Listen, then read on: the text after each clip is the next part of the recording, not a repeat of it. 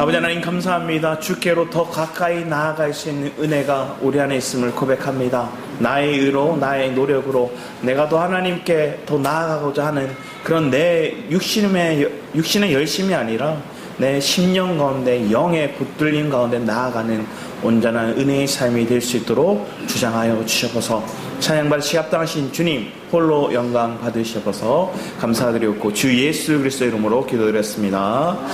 아멘. 이 시간 우리 함께 보실 말씀은 로마서 8장 12절에서 17절까지의 말씀입니다. 로마서 8장 12절에서 17절까지의 말씀입니다.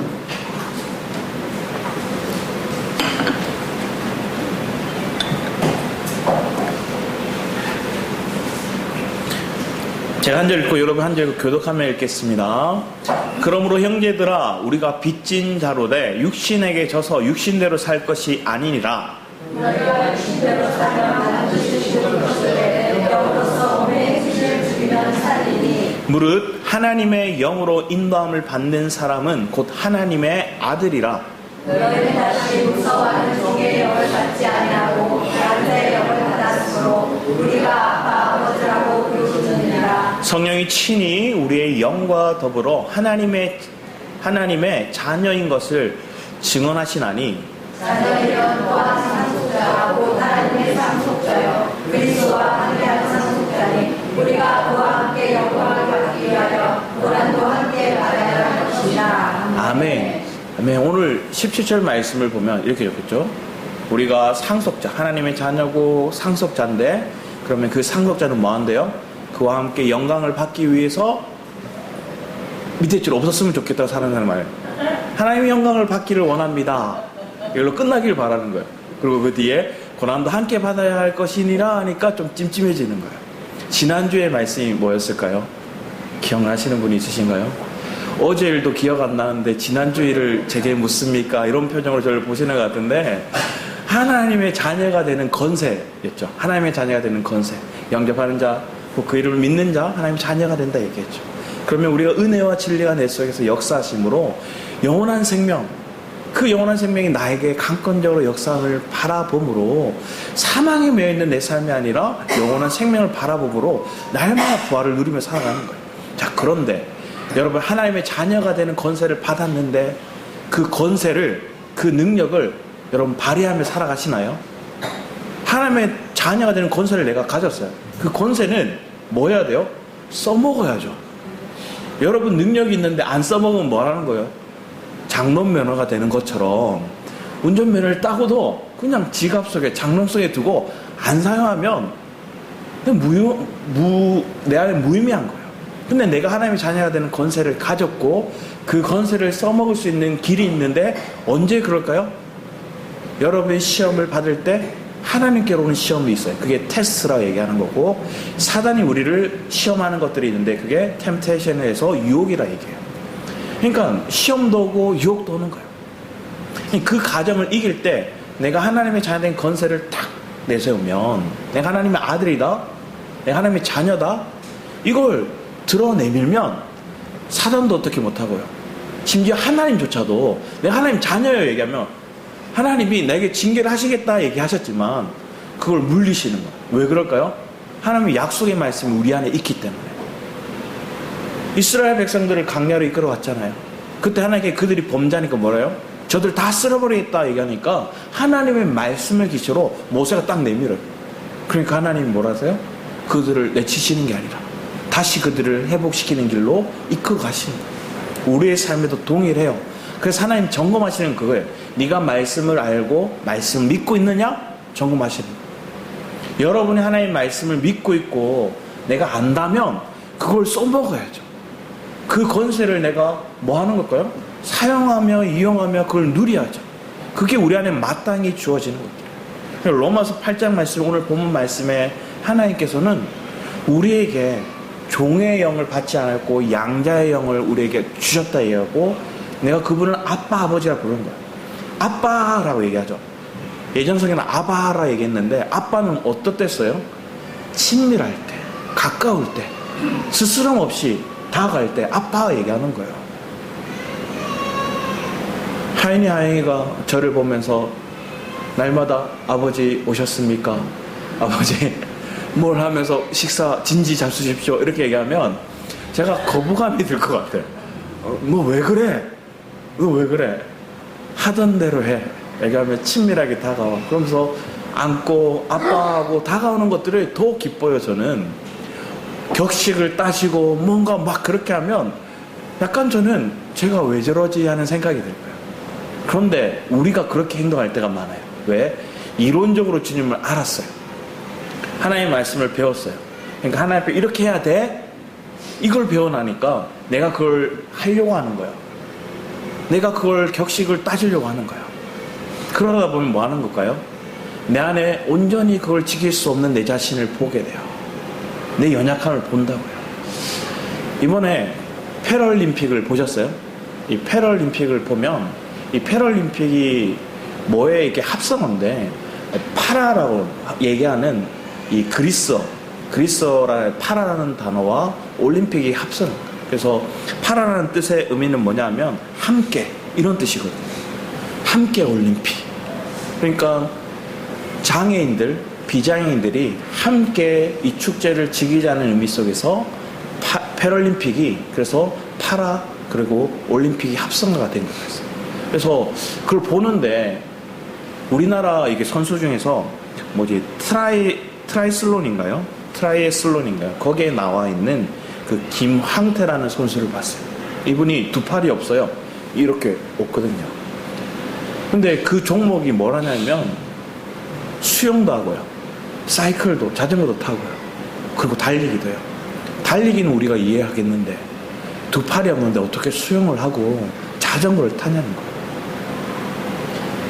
저번 도쿄올림픽 때 그 수영 선수 중에서 두 팔이 없는 선수가 나오는 이렇게 장면을 봤거든요. 이 선수가 발로만 막 수영을 해요. 팔이 없는데 수영을 하면서 제일 선두로 나가요. 근데 마지막에 역전당해요. 왜? 팔이 있었으면 그 사람이 탁 먼저 되었을 텐데 머리로 되어야 되니까 옆에 선수가 팔로 이렇게 탁 되더라고요. 그걸 보면서 경이롭더라고요. 그런데 우리는 만약에 내가 장애가 있고 내 안에 연약함이 있고 내게 부족함이 있으면 그거에 내가 뭐 하게 될까요? 마음이 막 낙심이 들어요. 내가 부족하고 내가 저 사람보다 못하고 저 사람보다 장애가 있고 그런 마음에 내가 위축이 돼요. 이게 사단이 주는 전략이에요. 오늘 우리 말씀을 뒤에 보면 먼저 우리 하나님의 자녀가 어떠해야 되는가를 보세요. 우리 요한일서 말씀을 볼까요? 요한일서 5장 13, 14절 같이 한번 읽어보겠습니다. 시작. 내가 하나님의 아들의 이름을 믿는 너에게 이것을 쓴 것은 너희로 하여금 너에게 영생이 있음을 알게 하려 함이라. 그를 향하여 우리의 가진 바 담대한 것이 이것이니 그의 뜻대로 무엇을 구하면 들으심이라. 여러분들이 하나님의 자녀고 또 아버지 예수 그리스도가 그 아들 하나님의 아들이심을 여러분이 믿으면 그 믿는 믿음 안에서 여러분들 이제 어떻게 나가야 되냐면 날마다 어려운 상황이 있고 답답한 상황이 있을 때 우리는 고난이라 여기고 이게 시험이라 생각하는데 담대하라는 거예요. 왜? 그의 뜻대로 무엇인지 구하면 주님 들으신다. 여러분의 삶 가운데 문제가 오고 답답한 일이 왔을 때 여러분 위축되지 말고 담대하라는 거예요. 내 육신으로는 연약할 수 있어요. 내 육체의 지혜로는 남들을 따라잡기 힘들 수 있어요. 세상의 기준에 비하면 나는 스펙이 없고 나는 가진 것들이 없고 나는 저 부모들의 어떤 후광이 내게 없을 수 있어요. 그런데 여러분 하나님의 자녀가 됐던 기쁨을 여러분들 고백하셨잖아요. 그걸 믿었는데 여전히 세상 속에 딱 나가보니까 내가 뭐처럼 느껴져요? 장애가 있는 것처럼 느껴지고 내가 조금 반풀이처럼 느껴지는 거예요. 내가 부족한 것처럼 느껴지는 거예요. 그럼 그때 여러분 어떻게 하라는 거예요? 담대하라. 그리고 주님 앞에 나가서 그것을 구하라는 거예요. 하나님 그걸 들으신다는 거예요. 그런데 그 가정 속에서 하나님 내게 말씀하신 걸 바탕으로 구하는 거예요. 기도하는 거예요. 내가 하나님의 자녀인데 하나님 내가 이렇게 살아야 될 마땅합니까? 하나님 내가 하나님의 강체를 드러낸 인생을 살기를 원합니다. 하나님의 영광을 드러낼 삶을 살기 원합니다. 내가 잘 살고 내가 뛰어나고 내 이익을 위해서 살고자 하나님 앞에 기도하는 것들이 아니라 진정으로 하나님, 내가 하나님의 영광을 위한 삶을 살기 원합니다 고백합니다. 그런데 육체를 가졌기 때문에 우리 속에 뭐가 있을까요? 자기의가 있어요. 육체를 가진 우리는 자기의가 있어서 나도 모르게 내 의를 드러내는 거예요. 내가 생각한 이렇게 하면 하나님 기뻐하실 거야, 이렇게 하면 내가 하나님 자녀로서 영광 받을 거야, 이렇게 하면 하나님께서 기뻐하시겠지, 이런 내 마음의 생각들이 내 속에 있다는 거예요. 그래서 우리의 육체는 뭐의 지배를 받을까요? 우리의 생각과 감정과 우리의 의식, 혼이죠. 혼의 지배를 받아요. 그래서 이 혼이 사단의 독을 맞으면 사단이 원하는 생각, 사단이 기뻐하는 뜻, 이것을 따라 가는 거예요. 그걸 따라서 낭망도 하고요. 그걸 따라서 기뻐하는 뜻을 쫓아가는 거예요. 그런데 이 혼은 뭐의 지배를 받을까요? 영의 지배를 받는 거예요. 그런데 이 사람의 영은 연약해요. 감춰진 것처럼 죽은 것처럼 있어요. 그런데 하나님의 영인 그 영을 접촉하게 되면, 그리고 하나님의 영에 우리의 영이, 사람의 영이 삼킨 바 되면 우리는 뭐 하게 될까요? 이 영이 하나님의 영으로 우리의 생각이 생명과 평안으로 회복하게 되는 거예요. 그럼 여러분의 영이 생명과 평안으로 회복하게 되면 혼적인 생각, 감정, 의지도 생명과 평안의 관점으로 생각하게 되고요, 마음을 들이게 되고요, 내 감정이 그것을 붙들게 되는 거예요. 여러분, 사람 앞에 서는 것들이 여러분 어떠세요? 날마다 난 당당하게 사람 앞에 설 수 있어, 이런 마음이 있으세요? 저는 안 그랬어요.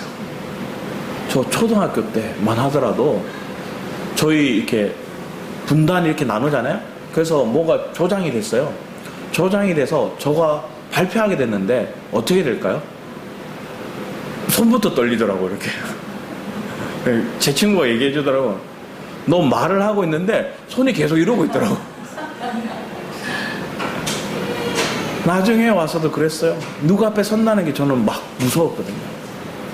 그리고 제가 나중에 초등학교 6학년 때인가 자기 장기자랑 발표회가 있었어요. 그래서 제가 노래를 불렀어요. 그때 제가 심취했던 드라마가 질투라는 드라마였는데, 그 질투 드라마의 노래를 이렇게 부르는데 막 목소리가 막 떨리면서 부르는 거예요. 남 앞에 서서 뭔가를 부르고 뭔가를 얘기하는 것들이 두려웠던 사람이 저였어요.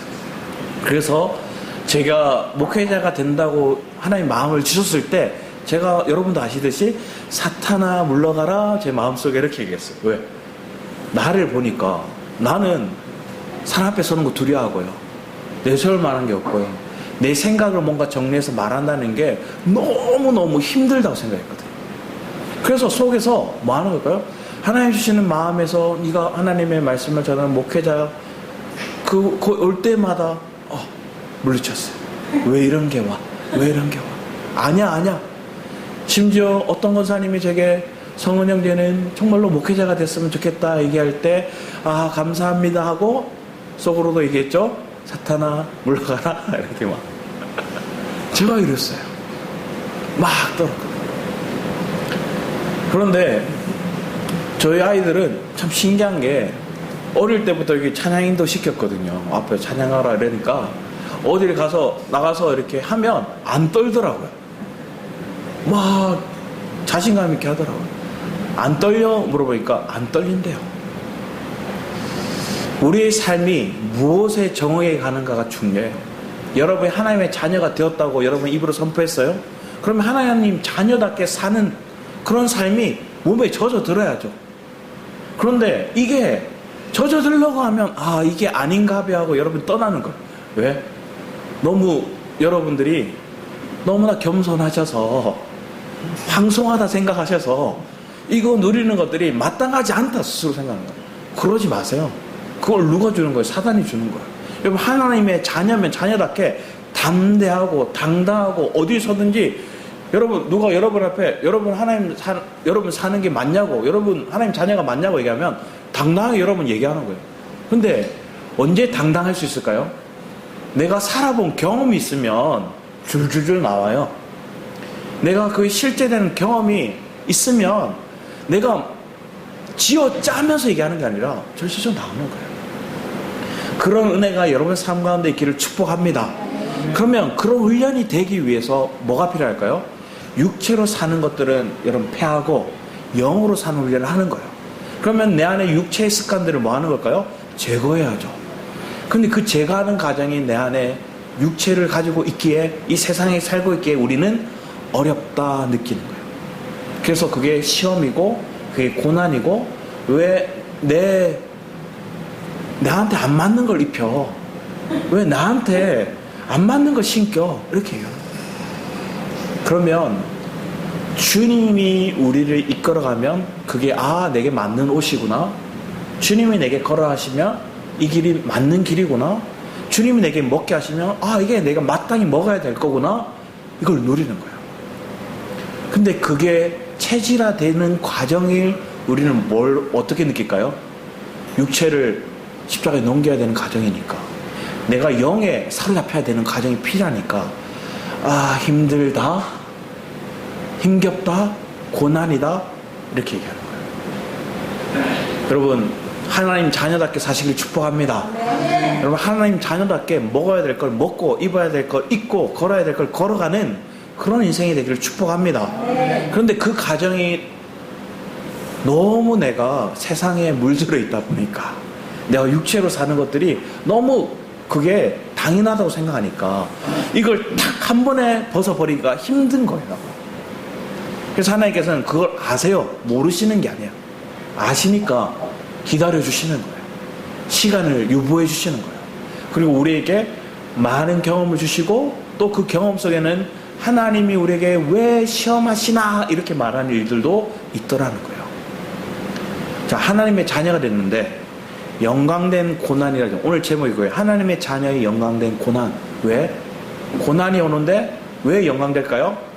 실제로 우리가 영에 붙들린 인생이 되기 위해서 육에 속한 거, 육체에 속한 거 하나님 버리는 과정을 하니까 그게 나는 고난인데, 그 고난이 실제로 봤더니 영광이더라는 거예요. 그러면 하나님께 우리는 뭐라고 고백할까요? 하나님 정말로, 지난주 고백했던, 내게 정말로 좋은 걸 주시는 분이고 가장 귀한 걸 주시는 분이 맞습니다, 고백하는 거예요. 그런 자의 입술에는 찬양이 떠나가지 않는 거예요. 우리 로마서 12장 1절 말씀에 보면 우리 이렇게 얘기합니다. 같이 읽어보겠습니다. 시작. 그러므로 형제들아, 내가 하나님의 모든 자비하심으로 너희를 권하노니 너희 몸을 하나님이 기뻐하시는 거룩한 산 제사로 드리라. 이는 너희가 드릴 영적 예배니라. 여러분이 거룩한 산 제사로 뭘 드려요?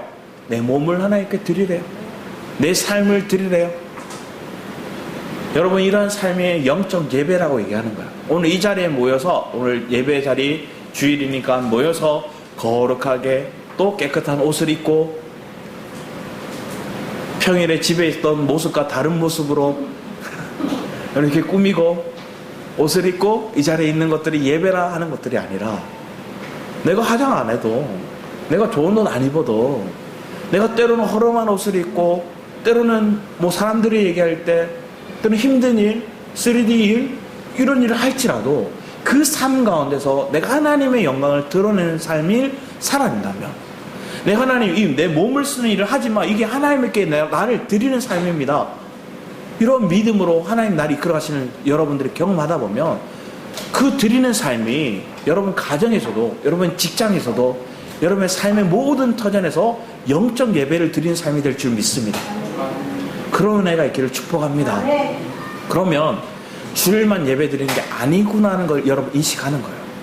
그래서 내 삶이 모든 게 하나님께 내 삶을 드리는 산 예배를 드리는 그 은혜, 그걸 살아낼 수 있는 그런 삶이 되기를 축복합니다. 저는 그렇게 생각했거든요. 내가 예배를 드리면 하나님 기뻐하실 거야. 그래서 조금 하나님을 알고 나니까 모든 예배를 참여했어요. 그래서 제가 2004년도부터 시작해서 서목사님 말씀, 제가 학교를 가기 전까지 예배를 거의 다 참석했어요. 한 번 빠졌어요. 한 번 언제 빠졌냐, 내가 몸살이 왔어요. 그러니까 몸살이 와서 빠졌으니까 뭐라 생각했을까요? 이쯤은 목사님 이해해 주시겠지 생각했어요. 목사님이 괜찮나 얘기할 줄 알았는데 목사님 바로 예배 끝에 전화가 왔어요. 그러니까 어떻게 얘기하셨을까요?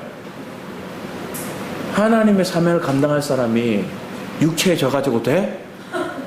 탁 얘기하시는 거예요. 그래서 순간 번쩍했어요. 근데 그게 내게 내 마음에 상처가 되는 게 아니라 내가 하나님의 자녀로 하나님의 사명을 감당할 자는 육체에 지면 안 되는 거구나, 이런 마음이 확 드는 거예요. 그래서 갔어요. 그 다음부터. 그래서 육체에 안 지려고 하나님 앞에 드리는 거예요. 자, 여러분 삶의 전환점이 여기 있는 거예요. 내 생각의 전환점이 여기 있는 거예요. 영을 붙들면 혼이 나도 그게 소망으로 보이고 희망으로 보이고 그게 빛으로 보이고요. 내가 육체에 갇혀있으면 어떻게 될까요? 목사님 어떻게 그렇게 얘기해요? 제가 만약에 여러분이 그 얘기를 하면 여러분들을 이 자리에 안 계실 분들은 없을 줄 압니다. 여러분들은 이미 영에 속한 자들이기에 여러분 마음이 넘치니까. 그래서 여러분 마음 가운데 하나님의 소망을 넘치면 어떤 말을 들어도 영어로 해석하는 거예요. 어떤 고난이 와도 영어로 해석하는 거예요. 그러니까 내 안에 자유함이 있고요. 여러분 마음 가운데 뭐를 줘도 아멘으로 받아 먹는 거예요.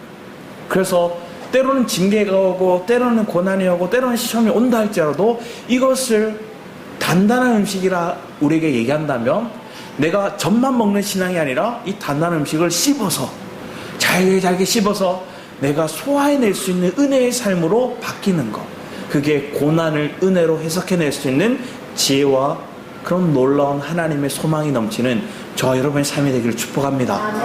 그러면 우리는 정말로 영광의 고난을 바라보는 거예요.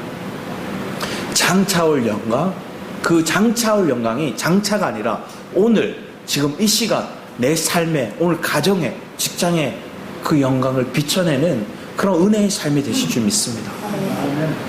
그게 산 예배를 드리는 거예요. 근데 이걸 나 혼자만 드리는 게 아니라 우리 공동체가 함께 드리기를 사모합니다. 그러기 위해서 우리는 말씀의 훈련이 때로는 필요해요. 왜? 내가 이 말씀을 풀어낼 지혜가 없거든요. 풀어낼 지혜가 없으니까 하나님 앞에 기도하는 거예요. 하나님 이 말씀 풀어낼 수 있는 지혜와 영이 내게 주시든지, 아니면 하나님 이걸 풀어낼 수 있는 훈련을 내가 받기를 사모하며 나아가게 합니다. 그래서 말씀의 자리에 기쁨으로 나아가는 거예요. 그런데 여러분 한번 생각해 보세요.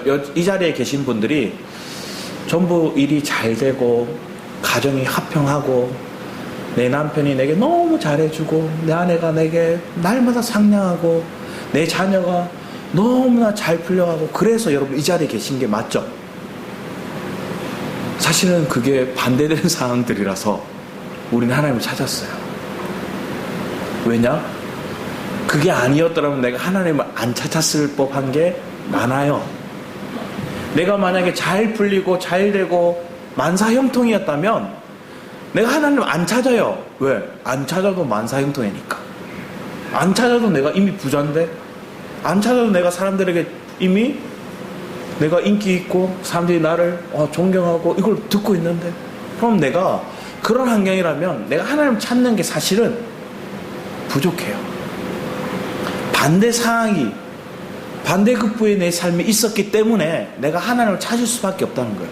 그래서 내가 약했고 내가 무능했고 내 삶 가운데 아픔이 있었기에 여러분 하나님을 찾았다는 거예요. 그러면 그걸 내가 이 상황 때문에 내가 하나님을 찾게 되었구나 하는 것들을 보게 되는 거예요.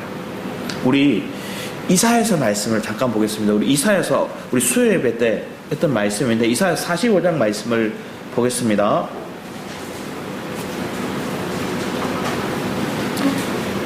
3절에서 저희들 7절까지의 말씀을 우리 같이 한번 읽어봤습니다. 이사야 45장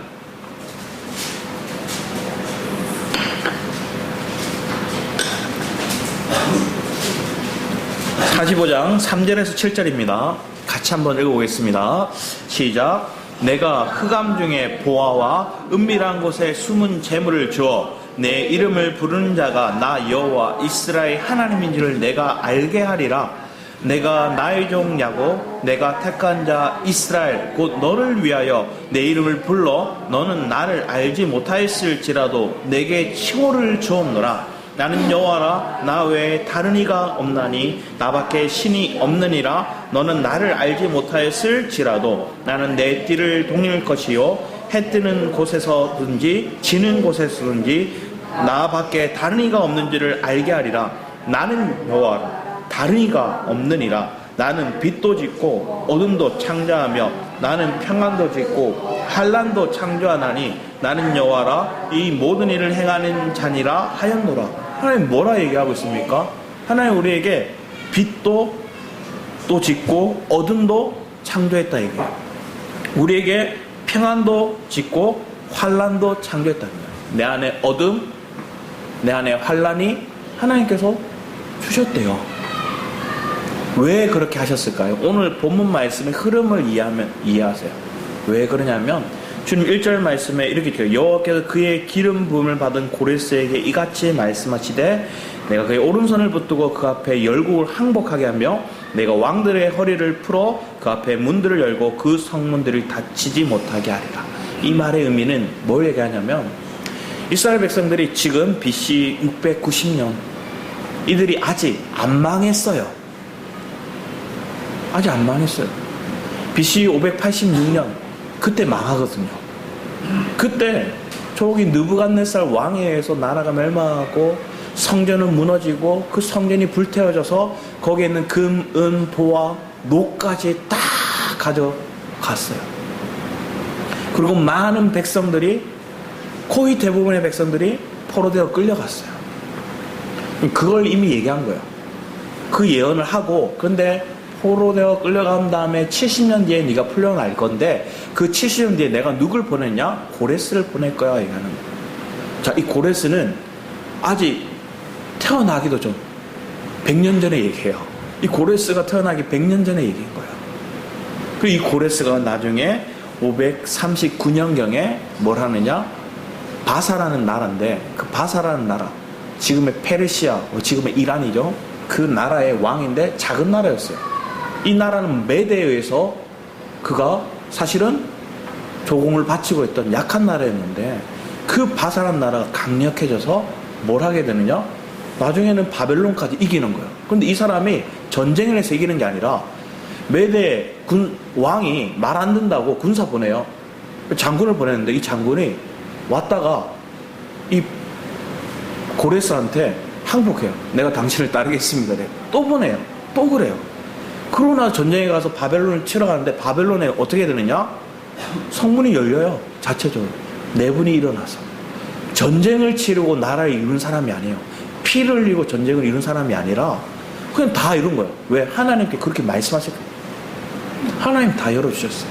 그리고 이 사람이 나중에 고레스의 칙령을 언제 하느냐? 538년에 고레스의 칙령을 통해서 포로되어 온 너희들 다 돌아가. 다 풀어줄게. 그리고 원래 너희들 지위 갖고 있는 너희들 그대로 너희들 다 지위 가져. 왜? 자기가 막 싸워서 이긴 게 아니니까 다 주는 거예요. 그리고 다 돌아가게 하는 거예요. 그래서 이스라엘 백성들이 풀려가서 돌아가는 거예요. 스룹바벨에서 1차 기한, 에스라를 통해 2차 기한, 느헤미야를 통해 3차 기한이 일어나는 거예요. 하나님이 이렇게 놀라운 일들이 일어나가시는 장면 속에서 하나님은 뭘 얘기하는 거예요? 어둠도 있다는 거예요. 왜? 내가 고난이 없이 내 나라, 내 민족과 함께 잘 살면 좋잖아요. 하나님이 세우신 이 성전에서 내가 예배드리고 살면 좋잖아요. 근데 이 성전도 무너뜨리고 그 민족도 다 어둠을 주신 거예요. 바벨론으로 끌려가게 하신 거예요. 그런데 하나님께 뭐라는 거예요? 구원자를 보내시겠다는 거예요. 그들에게 빛을 보내주시겠다는 거예요. 그래서 그들이 내가 하나님인 줄 알게 하리라 얘기하는 거예요. 나밖에 유일한 신이 없다는 걸 너희들이 알게 하리라 하나님 말씀하시는 거예요. 여러분의 삶에도 고난을 통해서 그분이 나의 참 하나님이시구나, 내 아버지시구나, 내가 그의 자녀됨이 얼마나 기쁜 일인가를 발견하는 은혜가 있기를 축복합니다. 그러면 여러분 주님께 더 가까이 내 하나님 정말로 살아계신 하나님이시구나 고백하면서 오늘 이 하나님 우리의 삶에 빛도 있고 어둠도 있다는 걸 이해하는 거예요. 하나님이 살아계시면 이럴 수 있습니까? 하는 고백들이 여러분 싹 들어가는 거예요. 얼마나 많이 여러분이 하나님이 살아계시면 부르르 떨면서 막 이를 갈면서 얘기하는 거예요. 여러분 그러다가 제3의 장소에 슬피우며 일을 갈 수 있어요. 여러분 그러지 마시고요. 이 땅에서 여러분 임플란트 아무리 싸졌다 하더라도 그러지 마시고 일을 가지 마시고 주님 안에 여러분 감사를 고백하는 거예요. 내가 이 감사 고백할 수 있는 것은 고난을 재해석할 수 있는 빛이 와야 돼요. 어둠이 하나님이 주셨지만 환란이 우리에게 주어졌지만 그 환란 뒤에 있을 보아. 그래서 3절 말씀에 보면 이렇게 적혔죠. 흑암 중에 보아 은밀한 곳에 숨은 재물을 주어. 이걸 여러분 캐낼 수 있는 자가 되기를 축복합니다. 그러면 여러분이 영광을 드러낼 수 있는 은혜의 삶을 살아라 안 해도 그게 영광이구나 하고 여러분 가는 거예요. 힘겨울 수 있어요. 어려움을 겪을 수 있어요. 그렇지만 내 마음이 평안과 생명을 다시 회복하는 회복력이 빨리빨리 이루어지는 거예요. 사단의 유혹은 어떻게 할까요? 사단의 유혹은 이렇게 할 거예요. 에스키모들이 늑대 사냥할 때 어떻게 한다 그래요? 칼을 꼽아놓고 피를 바른다잖아요. 그 피를 늑대가 와서 핥아요. 처음에는 뭐예요? 피 냄새를 맡고 왔어요. 계속 핥아요. 누가 상처나요? 자기가 상처나요. 자기가 갈갈 찢겨요. 근데 그 따뜻한 피 그걸 자꾸 마셔요. 그러다 쓰러지는 거예요. 이게 사단이 우리를 유혹하는 것 똑같아요. 내 생명이 고갈되는 걸 우리는 알지 못한 채 자꾸만 세상에 유혹에 육체가 원하는 것들을 계속 그걸 핥고 있는 거예요. 여러분 거기서 여러분을 건져주기 위해서 하나님 고난을 주시면 인지하게 만드는 거예요. 아픔을 느끼게 만드는 거예요. 어떤 나병 환자가 하나님 앞에 기도할 때 이렇게 해요. 나병 환자 딱 걸려서 자기가 송곳으로 다리를 찔러봐요. 어떨까요? 고통이 안 느껴져요. 하나님 앞에 부르짖는 하나님 내게 고통을 느끼게 해달라고 기도해요. 여러분의 삶이 혹여 나병에 걸린 것 같은 여러분의 삶이 있을 때 하나님 내가 고통을 느낄 수 있게 해달라고 기도하는 사람이 있더라는 거예요.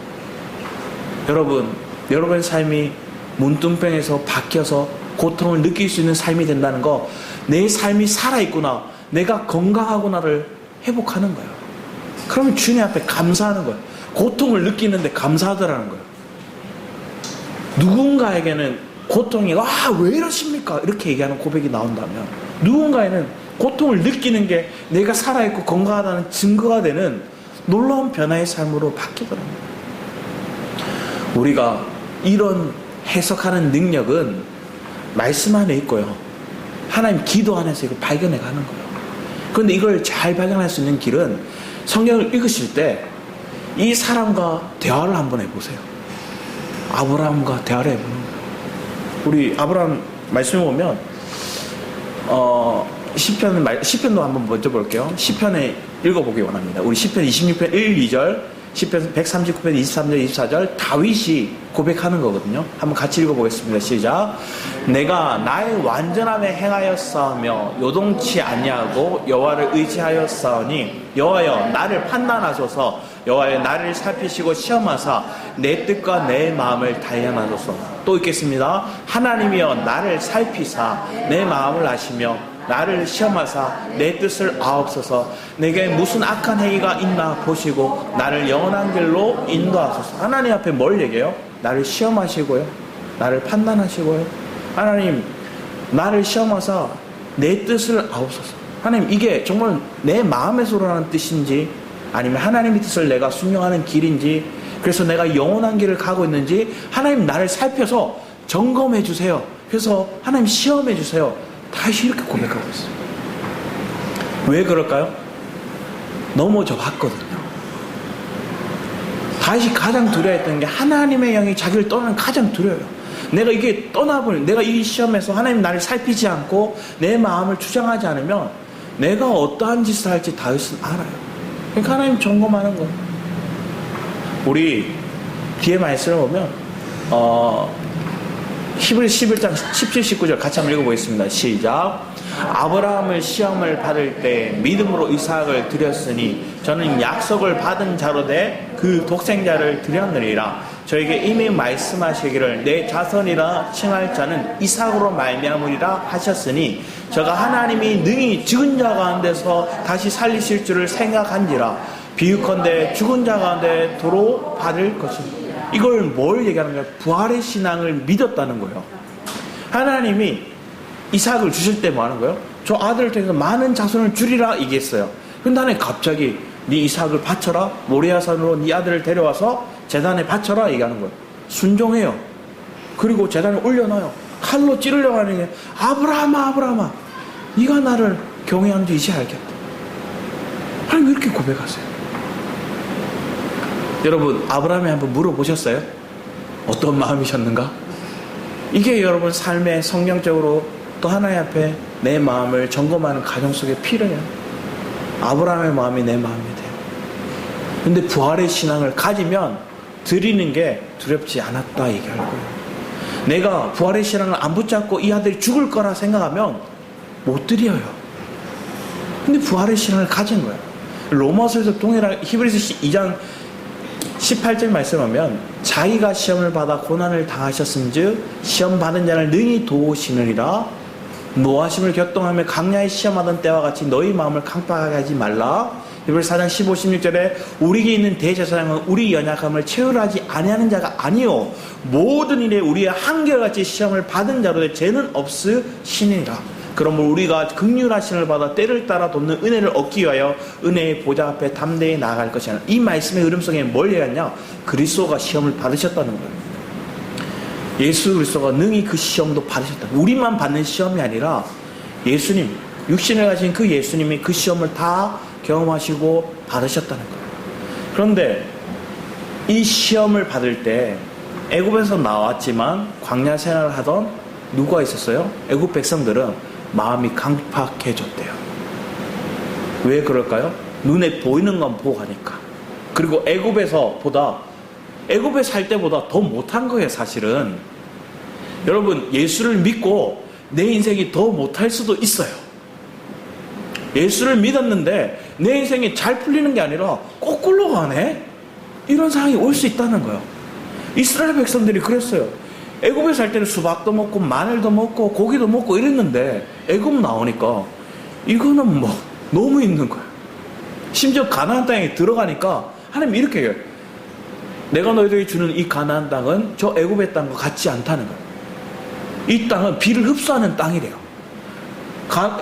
애굽의 땅은 어떻게 했어요? 나일강에서 물줄기를 다 대다가 발로 이렇게 바르면 수로를 연결해서 물을 쫙 연결해서 언제든지 물이 풍성히 얻을 수 있는 땅이에요. 왜? 비를 흡수하는 땅이 아니니까. 그런데 가나안 땅은 비를 흡수하는 땅이에요. 때를 따라 돕는 비, 하나님이 이른 비와 늦은 비를 주지 않으면 살 수 없는 땅. 애국과 비교하면 내 인간의 노력으로 살 수 없는 것이 가나안 땅이에요. 그러니까 애국보다 못한 거예요. 사실은 가나안 땅이. 광야 생활이 애국보다 못한 거예요.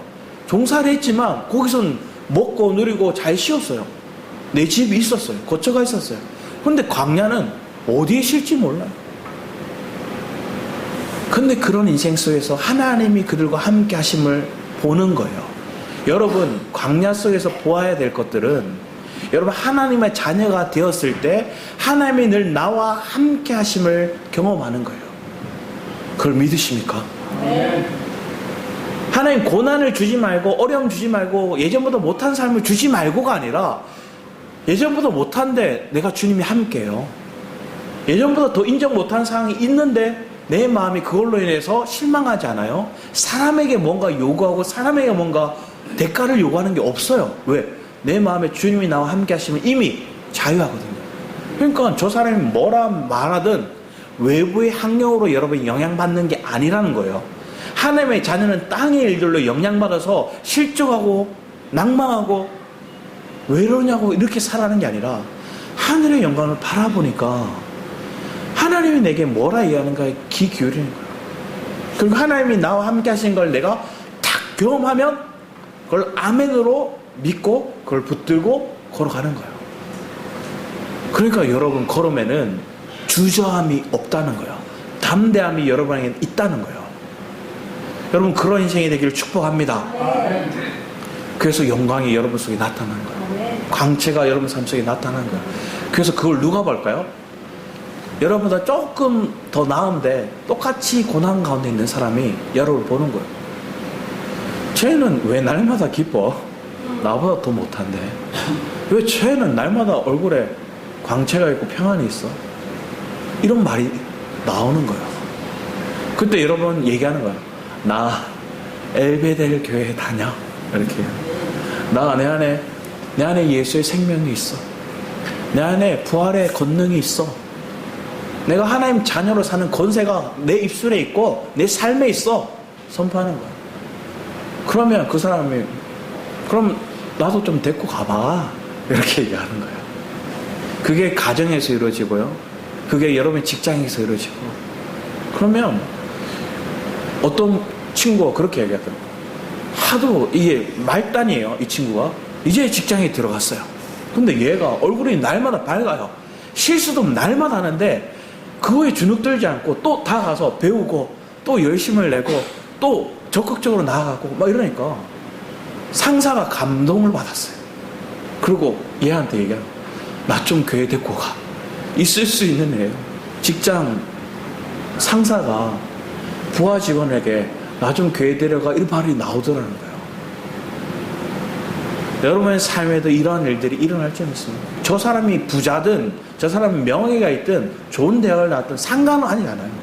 그거와 상관하지 않고 여러분이 하나님의 자녀가 됐고 그걸로 인한 생명과 평안이 내 안에 있으면 그리고 그 내 삶 가운데 있는 시험을 예수 그리스도 사셨고요.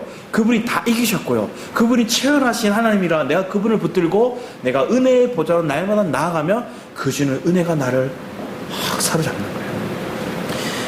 어떤 분 이런 얘기를 하더라고요.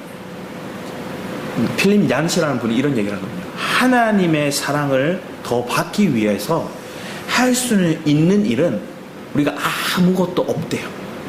내가 하나님의 사랑을 받기 위해서 아무것도 할 수 있는 일이 없다는 거, 이게 은혜입니다. 이렇게 고백하더라고요. 그러면 그 말의 의미 속에 또 뭐 할까요?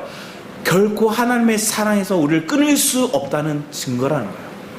내가 뭘 어떻게 해서 하나님의 사랑을 받는다 이렇게 얘기하면 여러분 하나님의 사랑을 뭐 하는 걸까요? 너무 낮게 평가하는 거예요.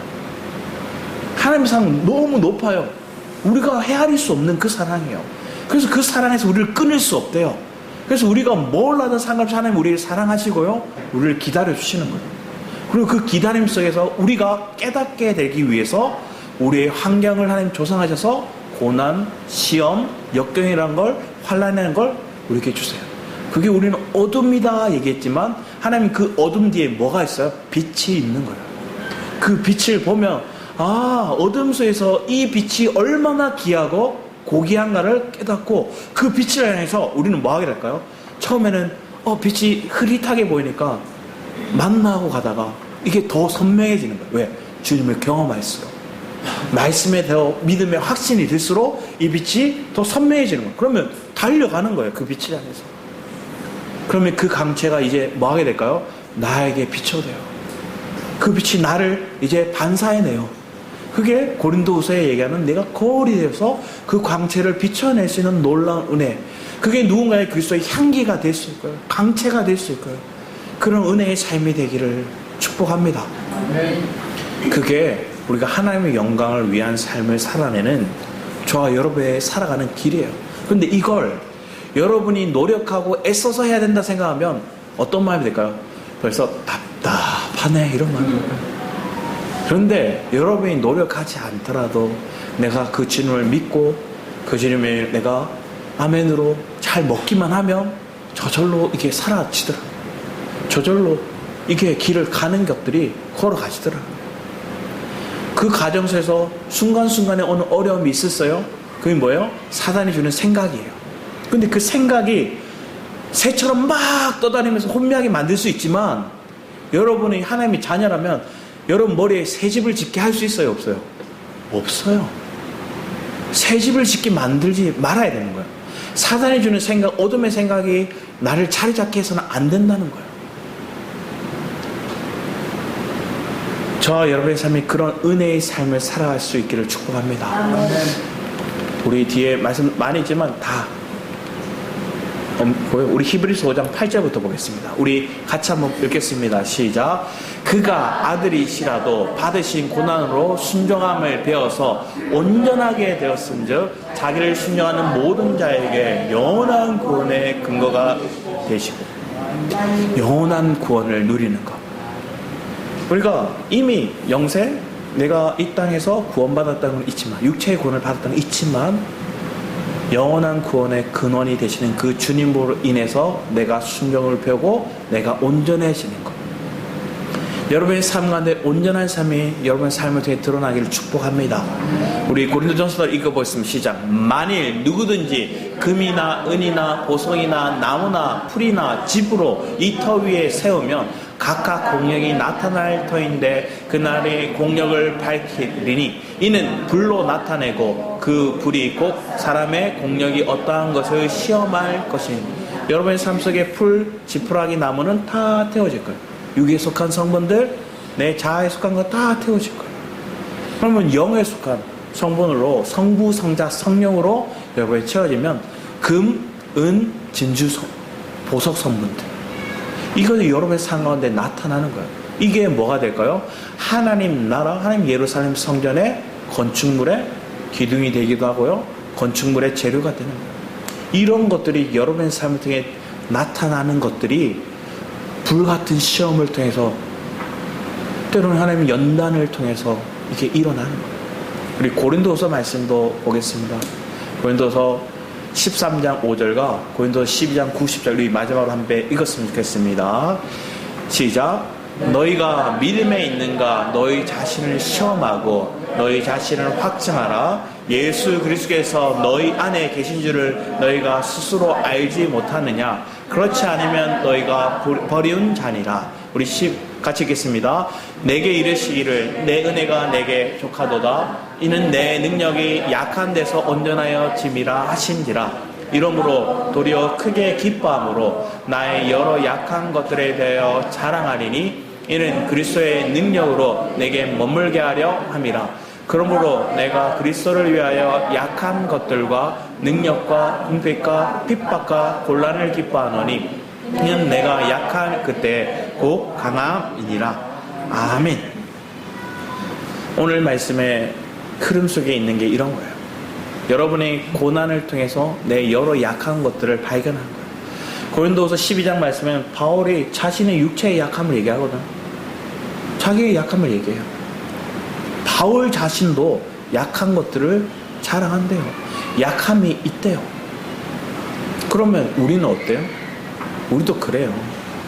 그런데 그 약함을 통해서 우리는 뭐 하는 거야? 여러 시험을 통해서 우리를 점검해보는, 내가 정말로 믿음 안에 있나? 내가 그리스도 안에 있나? 내가 부활의 신앙을 날마다 붙들고 살아가고 있나?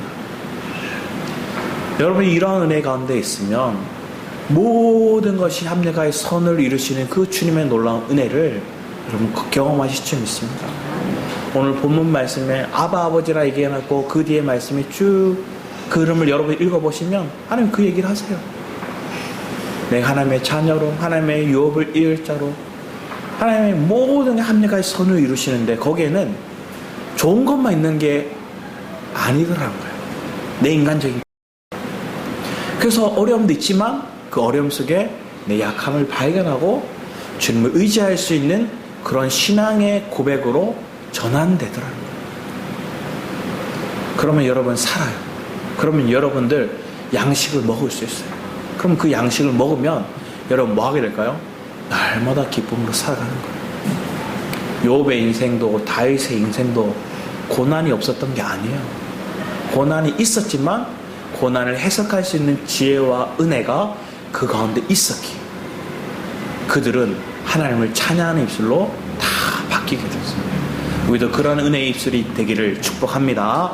기도하도록 하겠습니다. 아버지 하나님 감사드립니다. 우리의 삶 속에 언제나 다가 우리에게 말씀하시는 그 주님을 찬양합니다. 우리의 약한 그때 강함이 되시는 그 주님을 우리는 고백합니다. 아버지 하나님, 하나님의 사랑을 우리가 고백하며 그 하나님의 사랑 안에 날마다 깊어진 은혜의 삶, 하나님의 자녀로 더 깊어진 세계, 더 영적으로 내가 주님과 온전함을 이루는 그 삶을 살기 위해 날마다 나아가는 영광을 이루기 위한 고난을 우리가 발견하는 그런 감사로 찬양으로 나아가는 우리 예배될 성도들 삶 되게 하여 주셔서 감사드렸고 주 예수 그리스도 이름으로 기도드렸습니다. 아멘. 이 시간 우리 함께 아바 아버지 찬양과 깊어진 삶을 주님께 드리며 함께 찬양 고백하도록 하겠습니다.